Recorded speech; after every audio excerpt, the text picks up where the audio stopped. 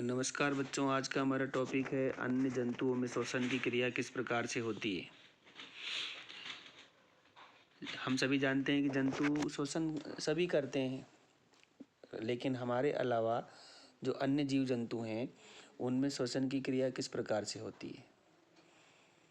क्या इन जंतुओं में भी मनुष्य की तरह फेफड़े जैसे ही श्वसन अंग होते हैं? आओ कुछ उदाहरणों के द्वारा समझते हैं। यहाँ सबसे पहला एग्जाम्पल है कॉकरोच, जिसे हम तिलचट्टा कहते हैं।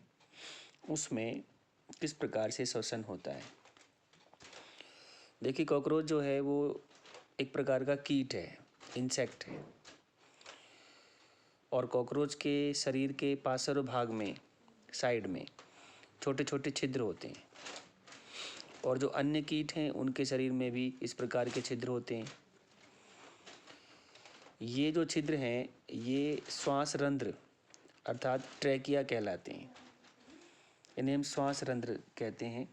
ये वाले यहाँ पे बारीक बारीक इनमें छिद्र होते हैं, ये ट्रैकिया कहलाते हैं, श्वास रंध्र कहलाते हैं। कीटों में गैस के विनिमय के लिए अंदर वायु नलियों का जाल बिछा रहता है। ये जो आप देख रहे हैं, ये जो नलियाँ हैं, ये वाली, ये वायु नलियाँ हैं, इनका यहाँ पर जाल बिछा रहता है। वायु नलियों के इस जाल को हम श्वास प्रणाल कहते हैं। अब यहाँ तिलचट्टा या कॉकरोच कैसे सांस लेता है? ये क्या करता है कि जो ये ट्रैकियाँ हैं, श्वास रंध्र हैं, इन श्वास रंध्रों से ऑक्सीजन युक्त वायु को वो अंदर लेता है और ले जाके उसे जो श्वास प्रणाल है उनमें जो नलियाँ हैं उन नलियों में भेज देता है। यहाँ जाकर वायु ऊतकों में विसरित हो जाती है और शरीर की प्रत्येक कोशिका में पहुँच जाती है। इस प्रकार कोशिकाओं में ऑक्सीजन पहुँच जाती है। अब वहाँ से कार्बन डाइऑक्साइड आती है और वो श्वास प्रणाल में आती है, और श्वास प्रणाल चूँकि श्वास रंध्र से जुड़ा रहता है तो वो श्वास प्रणाल से होती हुई कार्बन डाइऑक्साइड श्वास रंध्रों से होती हुई वो बाहर निकल जाती है। श्वास नाल अथवा श्वास प्रणाल केवल कीटों में ही पाए जाते हैं। जंतुओं के अन्य समूहों में ये विशेषता नहीं पाई जाती है। अब हम केंचुए की बात करें तो केंचुआ जो होता है उनमें फेफड़े नहीं पाए जाते, वो त्वचा द्वारा श्वसन करता है। केंचुए की जो त्वचा होती है वो स्पर्श करने पर आर्द्र अर्थात नम और श्लेष्मी अर्थात चिकनी प्रतीत होती है, लिसलिसी होती है।